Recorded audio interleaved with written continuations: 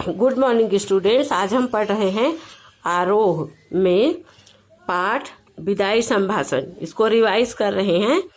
प्रश्नों के उत्तर आपको कल और जो समय मिल रहा है उसमें कंठस्थ करना है।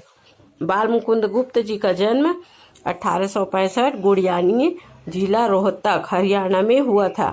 इसमें संपादन इसलिए आपको बताया जा रहा है कि उस समय किस समय जब भारतीयों पर अंग्रेजों का शासन था, एक दूसरे से मिलने कम्युनिकेशन का कोई जरिया काम नहीं कर पाता था, तो संपादन माने पत्र के माध्यम से, पत्रकारिता के माध्यम से लोगों तक बातें पहुंचाई जा सकती थी। इन्होंने अखबार चुनार, हिंदुस्तान, हिंदी बंगवासी, भारत मित्र आदि पत्रिकाओं का संपादन किया। इनकी प्रमुख रचनाएं हैं शिव शंभू के चिट्ठे और खत, खेल तमाशा।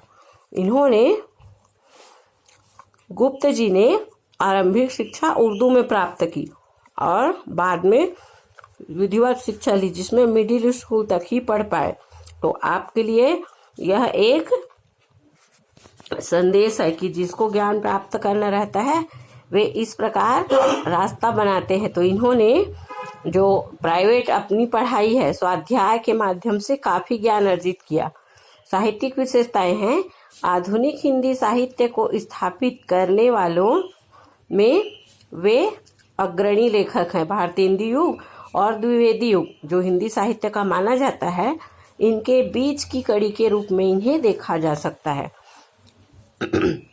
दूसरा है बाल मुकुंद गुप्त जी राष्ट्रीय नव जागरण पत्रकारिता के सक्रिय पत्रकार थे। खड़ी बोली और आधुनिक हिंदी माने जो हम आज प्रयोग में लाते हैं, साहित्य सृजन में काफी सक्रिय हुए। पत्रकारिता उनके स्वाधीनता संग्राम का हथियार थी, माने लोगों तक संदेशा पहुंचाने के लिए, लोगों को आगे आने के लिए, आह्वान करने के लिए पत्रकारिता ही एक माध्यम थी। अनिस्थिरता शब्द की शुद्धता लेकर महावीर प्रसाद द्विवेदी जी से इन्होंने बहस की थी। यह जो पाठ है विदाई संभाषण, उनकी प्रमुख जो व्यंग्य कृति है, बहुचर्चित माने बहुत ज्यादा ये चर्चा में थी, शिव शंभू के चिट्ठे, इसमें से ली गई है। और इसमें लॉर्ड वायसराय कर्जन जो निश्चित काल शासन में रहे 1899 से 1904 तक एवं 1904 से 5 माने कुछ दिन के लिए उनका शासन काल और बढ़ाया गया था, किंतु किन्हीं कारणों से उन्हें, जो आपको पाठ में स्पष्ट कराया जाएगा, यहाँ से जाना पड़ा। हम भारतीयों को अपनी भारतीय संस्कृति पर गर्व का अनुभव कराते हुए लेखक बताते हैं कि शासन वर्ग जो हम पर जातियां करती थी, उसके कारण जब वे यहाँ से गए, तो ये विदाई संभाषण पाठ के शीर्षक की सार्थकता है कि लोग विदाई के समय जो अलगाव, जो विछड़न का अनुभव करते हैं, उनके समय में यह नहीं हुआ, तो उसके कारणों को स्पष्ट कर रहे हैं। पाठ में भारतीयों की बेबसी, दुख एवं लाचारी को व्यंग्यात्मक ढंग से लॉर्ड कर्जन की लाचारी से जोड़ने की कोशिश की गई है। माने भाषा शैली इतनी अच्छी है कि आप इसमें से वायसराय के बारे में भी जान पाएंगे और भारतीयों की स्थिति भी स्पष्ट होगी। साथ ही साथ यह दिखाने की कोशिश की गई है कि शासन के आतताई रूप से हर किसी को कष्ट होता है। यदि एक जो सामने आ रहा है, विरोध कर रहा है, तो उसकी क्या हालत होगी ये सोच कर सब सहन कर लेते हैं, किंतु सब में यह स्पष्ट रहता ही है। तो ऐसे ही चाहे वह सामान्य जनता हो या फिर लॉर्ड कर्जन जैसा वायसराय, यह उस समय लिखा गया, माने पाठ उस समय लिखा गया है जब प्रेस पर पाबंदी का दौर चल रहा था। माने जब अंग्रेजों ने देखा कि ये लोग पत्रकारिता के माध्यम से अपनी पकड़ जमा पा रहे हैं, तो उस पर जो प्रतिबंध लगाया गया।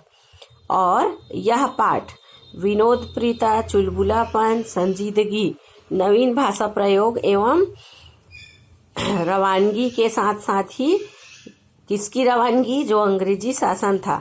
ऐतिहासिक गद्य रचना का नमूना है, माने हमारे जो गद्य रचनाएं हैं उनमें से यह एक ऐसी रचना है जो हम भारतीयों को और अंग्रेजों के बीच की स्थिति को स्पष्ट करती है। पाठ में माय लॉर्ड, अंत को आपके शासनकाल का इस देश में अंत हो गया। अब आप इस देश से अलग हो गए। इस संसार में सब बातों का अंत है। इसमें शासनकाल का भी अंत होता है। ये ऐसे शब्दों का प्रयोग कर लेखक यह बताना चाह रहे हैं कि लॉर्ड कर्जन को वे ये भारतीयों के सामने दर्शा रहे हैं कि कितना भी जुर्म किया, ज्यादती की, किंतु अंत में उनका शासनकाल समाप्त हुआ और नया शासक वर्ग आया, किंतु उनके प्रति कोई अफसोस नहीं रह गया।